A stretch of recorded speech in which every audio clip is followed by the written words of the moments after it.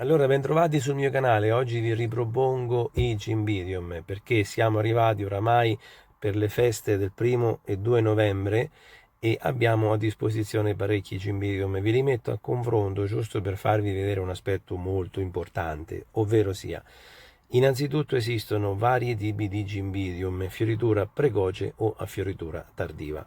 Il substrato qui ancora siamo al limite, non è completamente con le radici di fuori. Questo rosso è un Cymbidium e fioritura precoce col fiore piccolo, guardate i boccioli, mentre questo a fianco, questo giallo che voi vedete, è a fiore grande, fioritura tardiva. È vero che la grossa distribuzione vi riporta tutti serviti, fioriti oggi, ma in realtà questa differenziazione dei fiori a fiore grande, fiore medio o a fiore piccolo fa sì che il Cymbidium fiorisce durante un certo periodo invernale.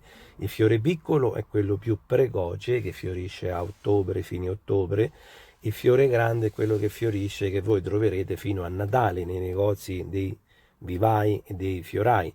Quindi automaticamente il problema che cosa propone come modo di coltivazione differente tra il fiore piccolo e il fiore grande? Che il fiore piccolo tollera meno le condizioni presso lo zero o le gelate, mentre il fiore grande lo accetta meglio, proprio perché la fioritura del fiore grande avviene a dicembre, è una fioritura tardiva, quindi la pianta fiorendo sotto il periodo freddo tollera meglio il freddo. Questi se li portate a casa rischiate di perdere tutta la fioritura, perché in casa quando avete 20 gradi rischiate di buttar via tutta la fioritura, non sopportano le temperature, soprattutto in inverno, sopra ai 20 gradi. A già a 20 gradi è il limite. Queste sono piante che vivono, piante di montagna che vivono a fresco, ecco perché le possiamo tenere fuori. L'unica differenziazione, proprio se vogliamo essere precisi, è su questa dimensione del fiore che o piccolo o medio o grande cambia il periodo di fioritura e cambia la nostra modo di coltivazione, la nostra maniera di tenerli all'aperto. Io li tengo tutti all'aperto nonostante che siano fiore medio, piccolo o grande, però se dovete fare proprio una specifica precisa, quando avete il fiore piccolo, ovvero sia una fioritura precoce, conviene tenerli un pochino più riparati quando andiamo in prossimità dello zero. Anche questo che vedete, questo lilla, questo color gligine, è a fiore grande, quindi tutto quello che riguarda il fiore grande è una fioritura tardiva che fiorendo in inverno non vi crea problemi a tenerli fuori. Ho fatto dei video in cui spiego come proteggerli lo stesso, quindi io li tengo fuori perché li ho protetti con il telo verde, foglia verde, il telo che li protegge dal vento e dal freddo, li tengo sollevati. Ho fatto dei video con dei legnetti e con il vaso di terracotta, quindi io non ho problemi. Però per farvi fare una buona riuscita, dato che sono piante anche con un certo costo e ci dispiace poi a vederle rovinare, vi voglio dare questa specifica. Guardate, questo è un getto di fiori che sta venendo fuori. La fioritura del Cymbidium dura veramente tanto. Voi sapete che per esperienza durano anche un mese e mezzo, due e anche oltre. Guardate il substrato, le radici stanno ancora al limite contenute nel vaso o meno. Quando li portate a casa potete lasciarli lì nei vasi o potete fare un rinvaso per metterli in... Questo scegliete voi, non esiste una regola. Sarebbero come giusta regola da lasciarle stare fino a primavera, però ci sono delle orchidee, poi ve le farò vedere più avanti, ci sono delle orchidee con le radici completamente fuori, gestirle diventa veramente difficile. Guardate che bella questa, che sfumatura di colori, anche questo è a fiore grande.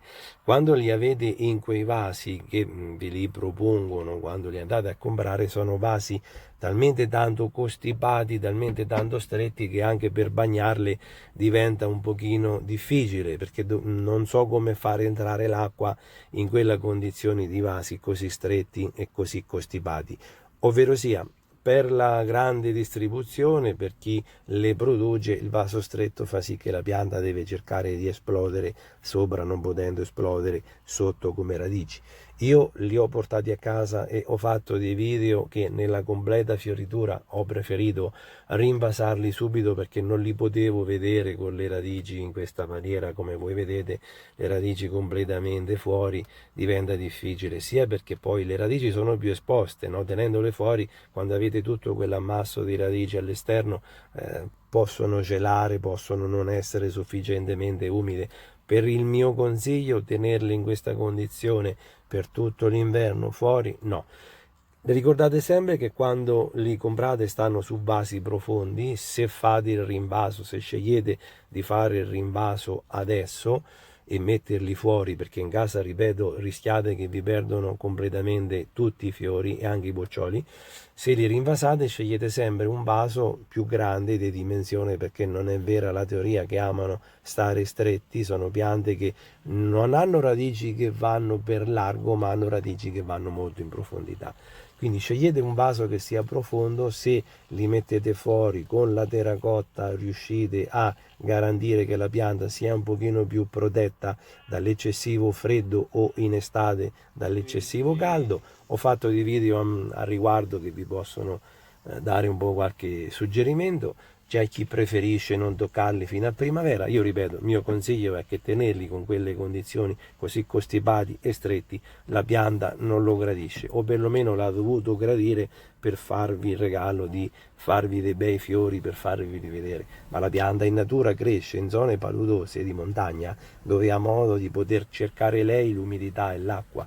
Quindi il mio consiglio è, ecco, guardate questo vaso e qui in che condizioni sta. Se voi riuscite a tenerlo bene, a saperlo bagnare, lasciatelo pure lì. Io come personale consiglio da lì lo toglierei, perché praticamente un terzo della pianta è completamente fuori. Quando fate il rinvaso, mi raccomando, cercate di aprirle quelle radici, perché lì è un groviglio pazzesco di radici in pochissimo spazio che se prendete e la tirate fuori, a parte che sarà molto difficile tirarla fuori da lì, ma lavorerete molto per poter bagnarla, perché in quelle condizioni è un ammasso pazzesco di radici aggrovigliate su se stesse. Apritele un po' senza far tanti danni, apritele, mettetele su un substrato comodo e vedrete che non perderete la fioritura, perché la fioritura del cimbidium dura tantissimo, sia che la rinvasate sia che non la rinvasate. Io per tenerli fuori preferisco, ecco, dare stabilità, perché potrebbero cadere con il vento, ma soprattutto le radici in queste condizioni ok per la vendita, ma non ok per chi ama veramente una pianta.